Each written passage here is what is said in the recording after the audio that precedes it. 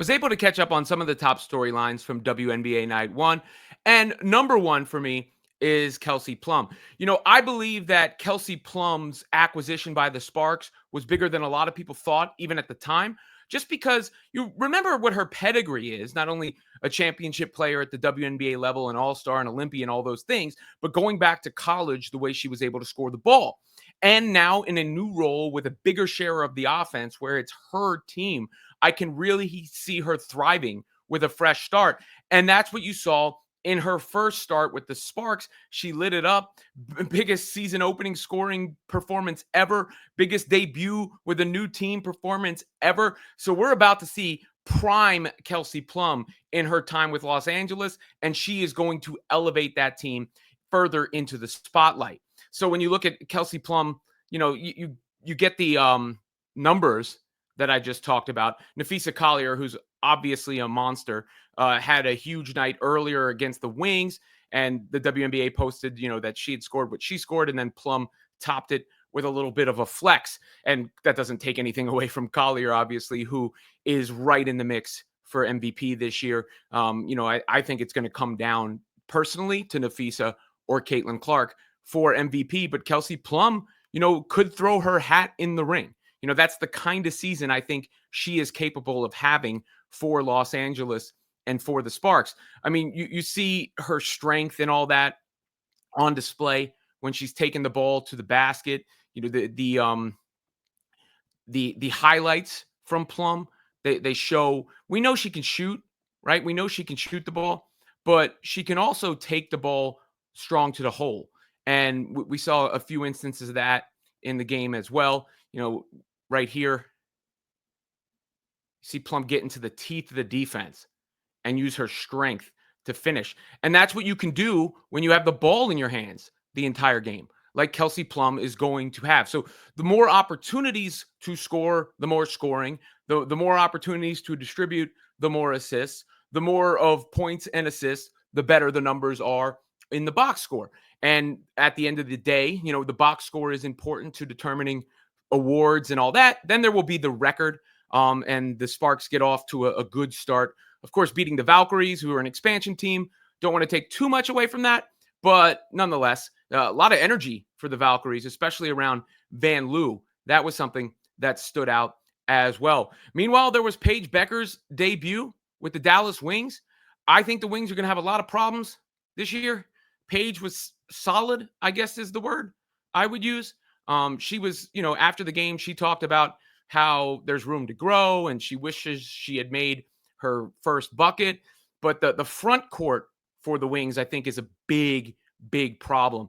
And there was a little bit of an incident, if you will, at the end of the game where Tiara McGowan walked off the court while I guess the team was still meeting up and still huddling up. And that spread like wildfire across the internet, as these sorts of things do. I don't know, how much to read into it, but make of it what you will. And I think she had 4 fouls in 5 minutes.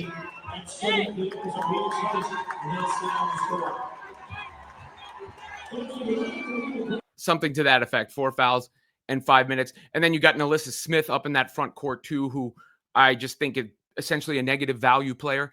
So when people acted as if the Wings got a big piece added to their puzzle, that always confused me because Smith is just not fast enough up and down the court, not strong enough defensively, can't really shoot the ball either. You combine all those things, and I think the Wings are going to have problems with that front court.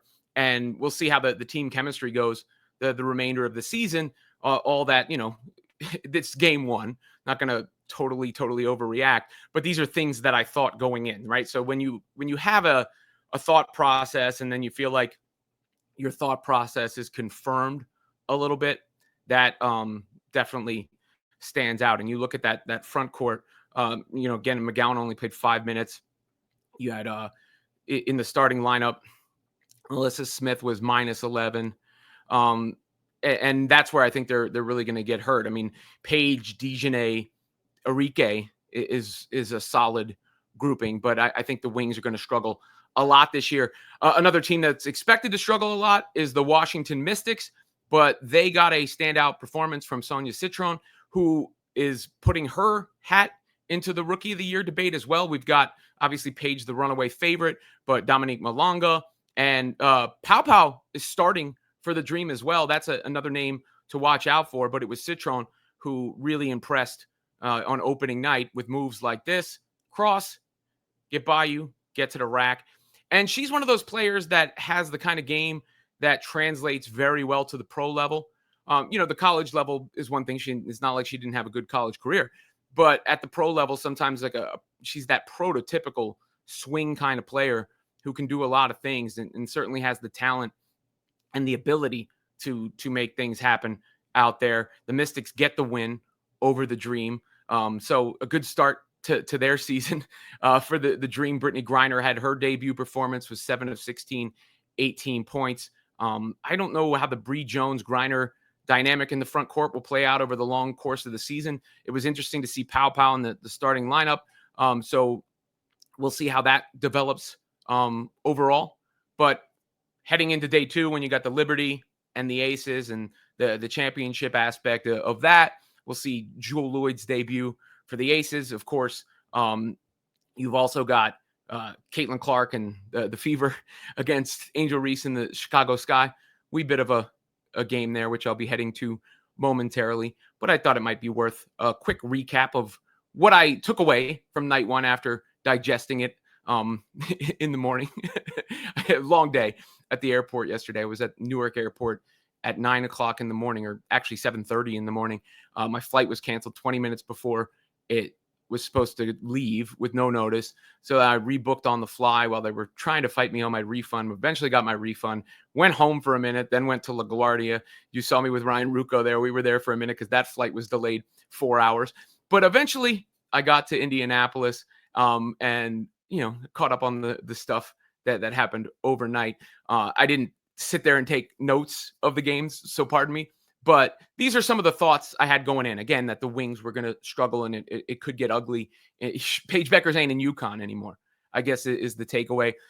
Then you had the impressive performance from some of the rookies, notably Citron. And I said it at the time, like, I loved that Sparks trade. I love the trade that they made for Kelsey Plum. And so far, so good. I mean, you can't get better early returns than they got from her debut in Los Angeles. And she's really going to help, I think, elevate the popularity of that franchise. And that's obviously a very, very good thing for the WNBA as a whole.